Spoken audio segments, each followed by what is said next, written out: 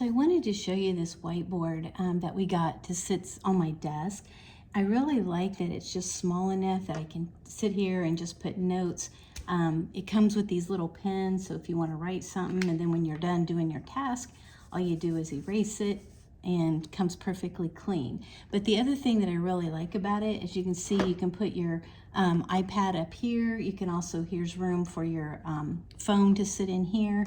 And then on each side, you've got room to put your little pens in.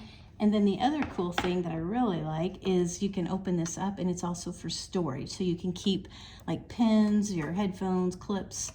Here's an extra pen, so it does come with 3 pens.